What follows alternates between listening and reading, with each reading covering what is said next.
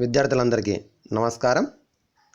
మనం ఈ వీడియో నందు రసాయన శాస్త్రం టాపిక్ నుంచి మొదటిది మన చుట్టూ జరిగేటటువంటి మార్పులు అనేటువంటిది 7th క్లాస్ సంబంధించినటువంటి కాన్సెప్ట్. అయితే ఇది ఎన్ఎంఎంఎస్ ఎగ్జామ్లో కూడా మొదటి కాన్సెప్ట్గా మనకి రసాయన శాస్త్రం నందు తీసుకుంటున్నాం. మరి ఈ చాప్టర్ నుంచి మనకి గత ప్రశ్నపత్రాలను పరిశీలించినట్టయితే 2 లేదా 3 మార్కుల వరకు వచ్చే అవకాశం ఎక్కువగా కనిపిస్తుంది. కాబట్టి ఒక్కసారి మనం దీనిలో ఉన్నటువంటి టాపిక్స్ ఏమున్నాయి, ఉదాహరణలు ఏమున్నాయో చూసి నేర్చుకుందాం. వీడియో చివరి వరకు చూడండి, నోట్స్ రాసుకోండి. ఓకే, ఇప్పుడు ముందుగా మన చుట్టూ జరిగేటటువంటి మార్పులు. మన జీవితంలో జరిగే మార్పుల్లో కొన్ని నిదానంగా జరుగుతాయి, మరికొన్ని వేగంగానూ జరుగుతాయి. కొన్ని మార్పులేమో శాశ్వతంగా జరుగుతాయి, మరికొన్ని మార్పులేమో తాత్కాలికంగానూ జరుగుతాయి. ప్రకృతిలో జరిగే మార్పుల్లో ఎక్కువ భాగం సహజంగా జరిగేవే. కొన్ని మార్పులు మాత్రం ఇతర వ్యక్తులు లేదా ఇతర వ్యవస్థల జోక్యాల వల్ల కానీ, ఇతర పదార్థాల జోక్యాల వల్ల కానీ, ప్రభావాల వల్ల కానీ జరుగుతాయి. మనం చూస్తుంటాం, కొన్ని ఏమో నిదానంగా జరుగుతాయి, కొన్ని ఏమో వేగంగా జరుగుతాయి. ఫర్ ఎగ్జాంపుల్, ఇప్పుడు మనం స్విచ్ వేయంగానే కరెంటు రావడం వేగంగా జరుగుతుంది. ఓకేనా? మరి మనం తిన్నటువంటి ఆహారం జీర్ణం కావడం చాలా నిదానంగా జరుగుతుంది. కొన్నేమో తాత్కాలికంగా, కొన్నేమో శాశ్వతంగా. అంటే ఇప్పుడు మనం గోడకు సున్నాను వేస్తాం, అదేమవుతుంది, శాశ్వతంగా ఉండిపోతుంది. ఓకే, అలా కాకుండా గోడ పైన నీళ్లు చల్లుతాం, అక్కడ ఏమవుతుంది, తాత్కాలికంగా ఉంటుంది, తర్వాత ఆరిపోతుంది. అంటే కొన్ని అలాగే కొన్నేమో సహజంగా జరుగుతాయి, కొన్నేమో మనం ఏదైనా ఒక వస్తువుని జత చేసినప్పుడు అక్కడ జరుగుతుంది. మన చుట్టూ జరిగే పదార్థాల్లో జరిగే మార్పులను మనం 2 రకాలుగా వర్గీకరిస్తాం. కొన్నేమో భౌతిక మార్పులని, కొన్నేమో రసాయన మార్పులని చెప్పుకోవడం జరుగుతుంది మన టాపిక్స్లో కూడా. మరి భౌతిక మార్పు అంటే ఏంటి అంటే, ఒక పదార్థం యొక్క స్థితి, భౌతిక స్థితి అంటే మనం తీసుకున్నటువంటి వస్తువు యొక్క స్థితి అనేది ఎలా ఉండవచ్చు, మనకి 3 రకాలుగా ఉంటుంది. ఘనస్థితి, ద్రవస్థితి, వాయుస్థితి. ఈ 3 స్థితుల్లో కానీ, అంటే ఒక స్థితి నుంచి ఇంకో స్థితికి మారడం కావచ్చు, లేదా రంగులో కానీ, ఆకారంలో కానీ, అయస్కాంత స్వభావంలో కానీ మార్పు వచ్చినట్లయితే, మార్పు వచ్చి కొత్త పదార్థం ఏర్పడకపోయినట్లయితే అటువంటి మార్పును ఏమంటామంటే భౌతిక మార్పు అంటాం. ఉదాహరణకు మన నిత్య జీవితంలో చూసినటువంటిది మంచు నీరుగా మారుతుంది, నీరు ఆవిరిగా మారుతుంది. అలాగే ఈ చలికాలంలో కూడా మనం చూస్తుంటాం, కొబ్బరి నూనె మన అది ఏమవుతుంది, గడ్డగడుతుంది. అలాగే నెయ్యి గడ్డగడుతుంది. అంటే ద్రవస్థితి నుంచి ఘనస్థితిలోకి వస్తుంది. దాన్ని వేడి చేసినట్టయితే ఏమవుతుంది, మళ్ళీ ద్రవస్థితి నుంచి ఘనస్థితి నుంచి ద్రవస్థితిలోకి మారుతుంది, స్థితి మారుతుంది. అలాగే కొన్నేమో వాటి యొక్క రంగులు మారుతాయి, కొన్నేమో అయస్కాంత స్వభావాన్ని కోల్పోవడం కావచ్చు, లేదా అయస్కాంత స్వభావాన్ని రావడం కావచ్చు. ఇలా జరుగుతుంది. కానీ కొత్త పదార్థం మాత్రం ఏర్పడదు, ఉన్న పదార్థం యొక్క స్థితి మారుతుంది. అటువంటి వాటిని ఏమంటామంటే భౌతిక మార్పు అంటాం. మరి మంచు కరగడం, నీరు ఆవిరి, నెయ్యి గడ్డగట్టడం, కొబ్బరి నూనె, ఈ చలికాలంలో మొదలైన పదార్థ స్థితిలో మార్పు వస్తుంది. అలాగే మనం బెలూన్ చూస్తుంటాం, దానికి గాలి ఊదినట్లయితే ఏమవుతుంది, దాని ఆకారం మారుతుంది. అలాగే సైకిల్ ట్యూబ్లో గాలి నింపినప్పుడు ఏమవుతుంది, ఆకారంలో మార్పు వస్తుంది. ఇవి కూడా ఏమవుతున్నాయి, భౌతిక మార్పులు అవుతున్నాయి. ఓకేనా? నెక్స్ట్ది రసాయన మార్పు. పదార్థ స్వభావం పూర్తిగా మారిపోయి దాని స్థానంలో కూడా పూర్తిగా కొత్త పదార్థం ఏర్పడి దాని లక్షణాలు తీసుకున్న పదార్థంతో పోల్చినప్పుడు పూర్తిగా వేరుగా ఉంటే అట్టి మార్పుని ఏమంటామంటే రసాయన మార్పు అంటాం. ఫర్ ఎగ్జాంపుల్, బొగ్గును మండించినప్పుడు అదేమవుతుంది, కార్బన్ బూడిదగా మారుతుంది. అలాగే ఇనుప శీలాను తేమ వాతావరణంలో ఉంచినప్పుడు అది తుప్పు పడుతుంది, అనగా ఐరన్ ఆక్సైడ్ అనేటువంటి కొత్త పదార్థం ఏర్పడుతుంది. మొదట ఉన్నటువంటిదేమో ఐరన్ అంటాం, అది గాలిలోని తేమతో చర్య చెందినప్పుడు ఐరన్ ఆక్సైడ్ అనేటువంటి కొత్త పదార్థం ఏర్పడుతుంది. అలాగే పొడి సున్నం, మనం మామూలుగా ఉన్నటువంటి పొడి సున్నాన్ని నీటిలో కలిపితే ఏమవుతుంది, కాల్షియం హైడ్రాక్సైడ్ ఏర్పడుతుంది. మరి ఈ కాల్షియం హైడ్రాక్సైడ్ దానం కొత్తగా వచ్చింది. అలాగే పదార్థ సంఘటనలో మార్పు జరిగినట్లయితే అటువంటి మార్పును ఏమంటాము, రసాయన మార్పు అంటాము. రసాయన మార్పులో కూడా కొత్త పదార్థం ఏర్పడుతుంది. ఇనుము తుప్పు పట్టడం కావచ్చు, కర్ర ముక్కను కాల్చడం కావచ్చు, రసాయన మార్పుకు ఉదాహరణలుగా తీసుకుంటాం. ఈ రకమైనటువంటి మార్పుల్లో కూడా ఉష్ణము, కాంతి, శబ్దం వెలువడవచ్చును. అంటే కొన్ని సందర్భాల్లో భౌతిక మార్పులో కావచ్చు, కొన్ని సందర్భాల్లో రసాయన మార్పులో కావచ్చు, ఉష్ణము రావచ్చు, కాంతి రావచ్చు, శబ్దం కూడా వెలువడవచ్చు. మార్పు జరిగినప్పుడు కొత్త వాసన ఏర్పడవచ్చు, లేదా ఉన్న వాసన కూడా తొలగిపోవచ్చు.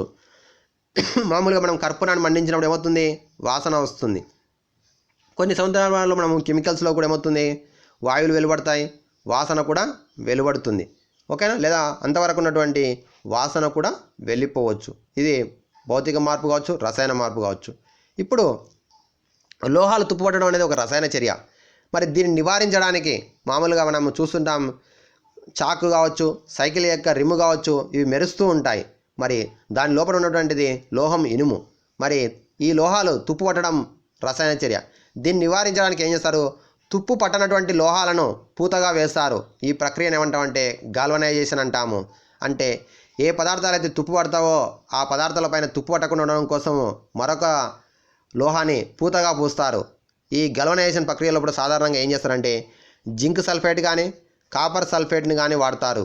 జింక్ సల్ఫేట్ లేదా కాపర్ సల్ఫేట్ని ఏం చేస్తారంటే ఈ గల్వనైజేషన్ ప్రక్రియలో కూడా పూతగా పూయడానికి ఉపయోగిస్తారు. పండ్లు, కాయలు కోసినప్పుడు అవి గాలిలోని ఆక్సిజన్తో చర్య జరిపి కోసిన భాగం పైన గోధుమ రంగు పూత ఏర్పడుతుంది. మామూలుగా మనం చూస్తుంటాం, యాపిల్ కావచ్చు, లేదంటే వంకాయలు, అలాగే ఆలుగడ్డలు, ఇటువంటి కోసినప్పుడు ఏమవుతాయి, కోసి పక్కకు పెట్టినట్లయితే కొద్దిసేపులో దానిపైన మనకి గోధుమ రంగుగా పూతగా ఏర్పడుతుంది. మరి ఇవేమవుతున్నాయి, గాలిలోని ఆక్సిజన్తో చర్య జరిపి దాని పైభాగం పైన గోధుమ రంగు పూత ఏర్పడుతుంది. మరి ఇలా పోసినప్పుడు రంగు మారకుండా ఏం చేస్తారంటే మనం వంకాయల్ని ఉప్పు నీటిలో వేయడం జరుగుతుంది. ఉప్పు నీరు ఏమిస్తుందంటే నిరోధిస్తుంది. అదేవిధంగా వెనిగర్ లేదా నిమ్మరసం లాంటి ఆమ్లాలను కూడా ఉపయోగిస్తారు. అంటే ఏదైతే మనం కోసినామో ఆ కోసిన కూరగాయల పైన కావచ్చు, పండ్లపైన కావచ్చు, ఇది పూతగా పూసినట్టయితే ఏమవుతుందంటే ఇది ఆక్సిజన్తో చర్య జరగకుండా ఉండి గోధుమ రంగులోకి మారకుండా ఉంటాయి. అలాగే నిమ్మరసమును కోసిన ముక్కల పైన భాగంలో పూతగా పూస్తే రంగు మారకుండా ఉంటాయి. ఓకే, ఈ నిమ్మరసమును కూడా మనము అంటే మామూలుగా వంకాయలను అయితేనేమో ఉప్పు నీటిలో వేస్తాం, కూరగాయలను వేస్తాం, పండ్లను వేయలేము కదా. మరి అటువంటి పరిస్థితుల్లో ఏం చేయొచ్చు అంటే నిమ్మరసాన్ని పూతగా పూసినట్టయితే అది కలర్ మారకుండా ఉంటుంది. అలాగే ఆస్కార్బిక్ విటమిన్ సి ఆమ్లం కూడా ముక్కల రంగు మారకుండా ఉంచడానికి ఉపయోగిస్తారు. చూడండి, ఇది క్వశ్చన్ మనకు రావచ్చు. ఆస్కార్బిక్లో ఏ విటమిన్ ఉంటుందంటే విటమిన్ సి ఉంటుంది. ఓకేనా, నెక్స్ట్ ఇది. అలాగే మెగ్నీషియం రిబ్బన్ను ఆక్సిజన్ సమక్షంలో వేడి చేసినప్పుడు మినిమిట్లు గొలిపే తెల్లని మెరుపు కాంతితో పాటు మెగ్నీషియం ఆక్సైడ్ అనేటువంటి బూడిద రంగులో ఏర్పడుతుంది. మరి ఇక్కడ క్వశ్చన్ మనకు ఏమవచ్చు, మెగ్నీషియం రిబ్బన్ను ఆక్సిజన్తో మండించినప్పుడు మరి ఏమవుతుంది, కాంతి వస్తుంది. మినిమిట్లు గొలిపే కాంతితో పాటు ఏమవుతుంది, మెగ్నీషియం ఆక్సైడ్ అనేటువంటి బూడిద ఏర్పడుతుంది. ఇది కూడా రసాయన చర్య. ఓకేనా, మెగ్నీషియం ఆక్సైడ్. మరి బూడిద రూపంలో ఉన్నటువంటి మెగ్నీషియం ఆక్సైడ్కు మళ్ళీ నీటిలో కలిపినట్టయితే మెగ్నీషియం హైడ్రాక్సైడ్ ఏర్పడుతుంది. Magnesium hydroxide. Okay, so copper సల్ఫేట్ను నీలి రంగులో ఉంటుంది. మనకి క్వశ్చన్ అడగవచ్చు, కాపర్ సల్ఫేట్ ఏ కలర్లో ఉంటుందంటే ద్రావణము నీలి రంగులో ఉంటుంది. దీనికి ఇనుము కలిపినట్లయితే అంటే ఐరన్ ముక్కను ఉంచినట్లయితే ఆ నీటి లోపల ఏమవుతుందంటే ఐరన్ సల్ఫేట్ అనేటువంటి ఆకుపచ్చ ద్రావణం ఏర్పడుతుంది. Iron sulphate. అలాగే కాపర్ ఏమవుతుందంటే గోధుమ రంగుగా మారుతుంది. ఇక్కడ ఉన్నటువంటి ఈ కాపర్ సల్ఫేట్లో ఉన్నటువంటి నీలి కలర్లో ఉన్నటువంటిది గోధుమ రంగులోకి మారుతుంది. ఇనుము ఏమవుతుందంటే ఐరన్ సల్ఫేట్గా మారుతుంది. గుర్తుపెట్టుకోండి, ఇవి కూడా మనకి అడగవడానికి అవకాశం ఉంటుంది. కలర్స్ అడగవచ్చు. ఐరన్తో చర్య కాపర్ సల్ఫేట్ నీలి రంగులో ఉన్నటువంటి కాపర్ సల్ఫేట్ అనేది ఐరన్తో చర్య చెందినప్పుడు ఐరన్ సల్ఫేట్ ఏ రంగులో ఉంటుంది, ఆకుపచ్చ రంగులో ఉంటుంది. ఓకే, నెక్స్ట్ ఇది. ఒక స్పూన్ వెనిగర్ అంటే ఎసిటిక్ యాసిడ్ను, వంట సోడా అంటే sodium hydrogen carbonate NaHCO3 sodium hydrogen carbonate మరి కలిపినట్టయితే బుస్ బుస్ అనేటువంటి శబ్దంతో కార్బన్ డైఆక్సైడ్ వస్తుంది. Carbon dioxide. మరి కార్బన్ డైఆక్సైడ్ను గుర్తించడానికి మనం మామూలుగా నేర్చుకున్నాం. కార్బన్ డైఆక్సైడ్ని ఏం చేస్తారు, సున్నం నీటిలోకి పంపినట్టయితే తెల్లగా మారుతుందని మనం చిన్నప్పుడు నేర్చుకున్నాం. ముందు క్లాస్లో కూడా నేర్చుకోవడం జరిగింది. కార్బన్ డైఆక్సైడ్ వచ్చినటువంటి వాయువు కార్బన్ డైఆక్సైడ్ తెలుసుకోవాలంటే సున్నం నీటిలోకి పంపినట్టయితే ఏమవుతుంది, మనకి తెల్లగా మారినట్టయితే మనకు వచ్చినటువంటి వాయువు కార్బన్ డైఆక్సైడ్ అని గుర్తించడానికి ఉపయోగిస్తాం ఈ పరీక్షను. సో వెనిగర్ ప్లస్ వంట సోడా ఈ రెండింటిని కలిపితే ఏమొస్తుంది, కార్బన్ డైఆక్సైడ్తో పాటు ఇతర పదార్థాలు వస్తాయి. మరి కార్బన్ డైఆక్సైడ్ను సున్నపు నీటిలోకి పంపించినట్టయితే ఏమవుతుంది, కాల్షియం కార్బోనేట్ ఏర్పడుతుంది, నీరు ఏర్పడుతుంది, కాల్షియం కార్బోనేట్. సో అందుకొరకు మనకి మామూలుగా గోడలకు మనం మామూలుగా పొడి సున్నం ఉంటుంది. ఈ పొడి సున్నాన్ని CaO అని రాస్తాము. ఇది నీటితో చర్య చెందుతుంది. అంటే పొడి సున్నాన్ని నీటిలో కలిపితే ఏమవుతుంది, తడి సున్నం వస్తుంది. దీన్ని ఏమి రాస్తాము, CaOH2 అని రాస్తాము. ఈ తడి సున్నాన్ని మనం గోడలకు వేసినప్పుడు అదేమవుతుంది, గోడకు తెల్లగా మారుతుంది. ఎలా మారుతుందంటే ఈ కాల్షియం హైడ్రాక్సైడ్ అనేటువంటిది గాలిలో ఉన్నటువంటి కార్బన్ డయాక్సైడ్తో CO2తో చర్య చెంది కాల్షియం కార్బోనేట్ ఏర్పడుతుంది. ఓకేనా, కాల్షియం కార్బోనేట్ ఏర్పడుతుంది. గుర్తుంచుకోండి, కార్బన్ డయాక్సైడ్ అనేది సున్నపు నీరుతో కలిసినట్టయితే కాల్షియం కార్బోనేట్ అనేటువంటిది ఏర్పడి మన గోడలు తెల్లగా మారుతాయి. ఇది కూడా గుర్తుంచుకోండి. నెక్స్ట్ ఇది ఆవిరిగా మార్చి లేదా వేడి చేసి కానీ ద్రావణాల నుంచి ఘన పదార్థాలను వేరు చేసే ప్రక్రియను ఏమంటామంటే స్ఫటికీకరణ అంటాం. మామూలుగా మనం కండ చక్కెర చూస్తుంటాం. మరి అలాగే మనం ఒకవేళ ఉప్పు ద్రావణం ఉంది, ఉప్పు ద్రావణాన్ని వేడి చేసినట్టయితే ఏమవుతుంది, మనకి ఉప్పు అనేది పొరగా వస్తుంది. అలాగే మనము ఈ యొక్క జిలేబీ కావచ్చు, స్వీట్లో కావచ్చు, మరి ఆ యొక్క చక్కెర ద్రావణం అనేది మనం ఎగుర్చినప్పుడు ఏమవుతుందంటే అక్కడ ఆ జిలేబీ పైన చక్కెర అనేది స్ఫటికాలుగా ఏర్పడుతుంది. మరి ఎలా వచ్చింది ఇది అంటే ఆ ద్రావణాలను వేడి చేసి కానీ ద్రావణాల నుంచి మనం ఎగిర్చినప్పుడు ఘన పదార్థాలు ఏర్పడతాయి. దీన్నే స్ఫటికీకరణ అంటాం. స్ఫటికీకరణ లోపల కొత్త పదార్థాలు ఏర్పడవు. కావున ఇది ఒక భౌతిక మార్పు. అంటే ఇక్కడ కొత్త పదార్థాలు ఏర్పడవు, ఉన్నటువంటిది ఏమవుతుంది, ఘన స్థితిలోకి మారుతుంది, ద్రవ స్థితి నుంచి ఘన స్థితిలోకి మారుతుంది. కాబట్టి స్ఫటికీకరణ అనేది ఒక భౌతిక మార్పు. ప్రకృతి లోపల భౌతిక రసాయన మార్పులు నిరంతరం జరుగుతూనే ఉంటాయి. భౌతిక మార్పు కావచ్చు, రసాయన మార్పులుగా నిరంతరం జరుగుతుంటాయి. వీటిని మనం రోజువారీ అవసరాలకు ఉపయోగించుకుంటూ ఉంటాం. అలాగే ఇండ్ల లోపల మనం వివిధ శుభకార్యాల లోపల పసుపు, సున్నము, కాల్షియం హైడ్రాక్సైడ్ కలిపి, అంటే సున్నాన్ని మనము తడి సున్నం అన్నట్టయితే కాల్షియం హైడ్రాక్సైడ్ అవుతుంది. ఓకేనా, సున్నం అంటే పొడి సున్నం, దాన్ని నీటిలో కలిపినప్పుడు కాల్షియం హైడ్రాక్సైడ్ అవుతుంది. ఈ కాల్షియం హైడ్రాక్సైడ్కు పసుపును కలిపినట్లయితే కాళ్ళకు చేతులకు అలంకరిస్తారు. దీన్ని మనం వింటుంటాం, పారాని అంటాం. పారాని అని కాళ్ళకు పెడుతుంటారు. సో అది ఎట్లా వస్తుంది, కాల్షియం హైడ్రాక్సైడ్కు పసుపును కలిపినట్టయితే మనకి కాల్షియం హైడ్రాక్సైడ్ పసుపు రెండు కలిస్తే మనకి పారాని ఏర్పడుతుంది. ఓకే, నెక్స్ట్ ఇది మరి ఇక్కడ కొన్ని ఉన్నాయి చూడండి. ఒక పదార్థాన్ని ఘనస్థితి నుంచి ద్రవస్థితికి మార్చినట్టయితే, అంటే మంచును నీటిగా మార్చినట్టయితే లేదా లోహాలను కరిగించి ద్రవస్థితిలోకి మార్చినట్టయితే దాన్ని ద్రవీభవనం అంటాము. అలా కాకుండా ద్రవస్థితిలో నుండి వాయుస్థితిలోకి మార్చినట్టయితే దాన్ని బాష్పీభవనం అంటాము. ఓకేనా, ఘన నుంచి ద్రవానికి మారిస్తే ద్రవీభవనం అని, ద్రవస్థితి నుంచి వాయుస్థితికి మార్చినట్టయితే బాష్పీభవనం అంటాం. అలా కాకుండా వాయుస్థితి నుండి ద్రవస్థితికి మార్చినట్టయితే, అంటే రివర్స్, అంటే ఆవిరిని నీరుగా మార్చినట్టయితే దాన్ని సాంద్రీకరణం అని అంటాము. వాయులో ఉన్నటువంటి వాయుని ద్రవస్థితిలోకి మార్చినట్టయితే సాంద్రీకరణం అంటాము. ద్రవస్థితి నుండి ఘనస్థితికి మార్చినట్టయితే దాన్ని స్ఫటికీకరణం అంటాము. ఏమంటాము, స్ఫటికీకరణం అంటాము. అంటే పదార్థాన్ని ముందుగా ఏం చేస్తాము అంటే ఘనస్థితి నుంచి ద్రవస్థితిలోకి మార్చడం కావచ్చు, ద్రవస్థితి నుండి మళ్ళీ ఘనస్థితిలోకి మార్చవచ్చు. సో మామూలుగా ద్రవస్థితికి మార్చినట్టయితే స్ఫటికీకరణం అని అంటాము. అలాగే ద్రవ నుండి వాయువుకి మారిస్తేనేమో బాష్పీభవనం అని, వాయు నుండి ద్రవస్థితికి మారిస్తే సాంద్రీకరణం అని అంటాము. ఓకే,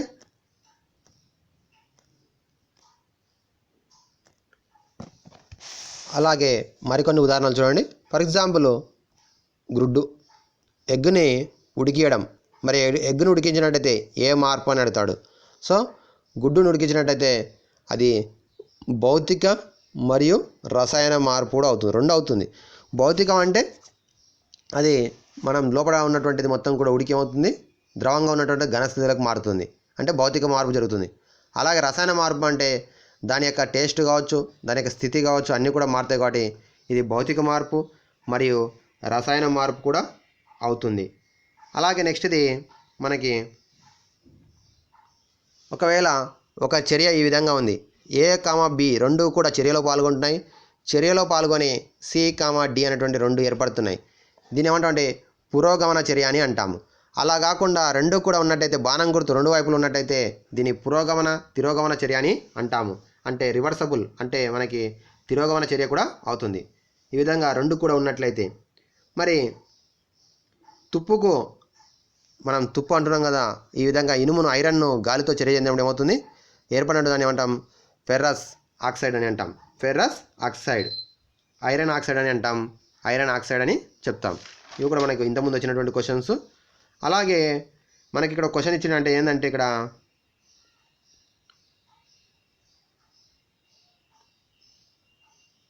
సో గోల్డ్ బంగారము, కాపర్, సిల్వర్ అంటే వెండి, అలాగే ఇనుము.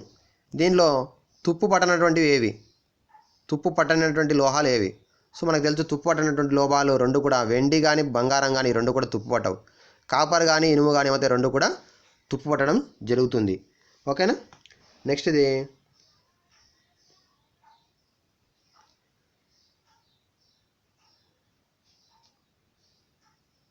మనకి ఎక్కువగా గాల్వనైజేషన్లో ఉపయోగించేటువంటి లోహం ఏది అని చెప్పుకున్నాం. ఇంతకుముందు చెప్పుకున్నాం కాపర్ కానీ జింక్ కానీ ఉపయోగించడం జరుగుతుంది గాల్వనైజేషన్ లోపల. అంటే ఒక దానిపైన ఇంకో దాన్ని పూతగా పోయడం. అంటే ఇక్కడ ఓన్లీ దీనిపైనే కాదు, మనం మామూలుగా చూస్తుంటాం వెండి దానిపైన బంగారం పూత పూస్తుంటారు. ఓకేనా. సో అంటే అలాగే కాపర్ పైన బంగారం పూత పూస్తుంటారు. పూర్తిగా బంగారంతో తయారు చేయలేం కానీ బంగారం పూత పూసి మనం ఆభరణాలు తయారు చేస్తుంటారు. ఇక్కడ కూడా దీన్ని గాల్వనైజేషన్ ప్రక్రియ ద్వారానే పోయడం జరుగుతుంది. ఓకే. నెక్స్ట్ది ఇంకా కొన్ని ఎగ్జాంపుల్స్ ఉన్నాయి, చూద్దాం. అలాగే వ్యాక్స్, మనం మైనము వేరు, కొవ్వొత్తి వేరు. సో మైనాన్ని కరిగించినట్లయితే అది భౌతిక మార్పు అవుతుంది. మైనం కరిగించడం అనేది భౌతిక మార్పు. అలా కాకుండా క్రొవ్వొత్తిని మండించినట్లయితే ఇది రసాయన మార్పు అవుతుంది. ఏమవుతుంది? రసాయన మార్పు అవుతుంది. అంటే మైనాన్ని కరిగించినప్పుడు ఏమో భౌతిక మార్పు, అది ఘనస్థితి నుంచి ద్రవస్థితికి వస్తుంది. మళ్ళీ చల్లబరిచినట్టయితే ద్రవస్థితి నుంచి ఘనస్థితికి వస్తుంది. అలా కాకుండా కొవ్వొత్తిని మండించినట్లయితే మనకి అది రసాయన మార్పు జరుగుతుంది, వెలుగుని ఇస్తుంది.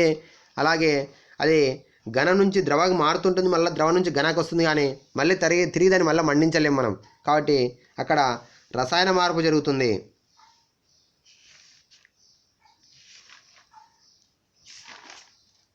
అలాగే మనము కట్టింగ్ ఆఫ్ వుడ్ అంటే చెక్కను కట్ చేసినప్పుడు అది భౌతిక మార్పు అవుతుంది. చెక్కను మండించినప్పుడేమో రసాయన మార్పు.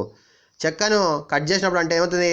మామూలుగా మనము తలుపులు కానీ డోర్స్ కానీ చేయాలంటే ఏం చేస్తున్నాం? చెక్కను కట్ చేస్తుంటాం. అక్కడ కట్ చేసినప్పుడు ఏమవుతుంది? ఒక ఆకారం నుంచి ఇంకో ఆకారం మారుతుంది.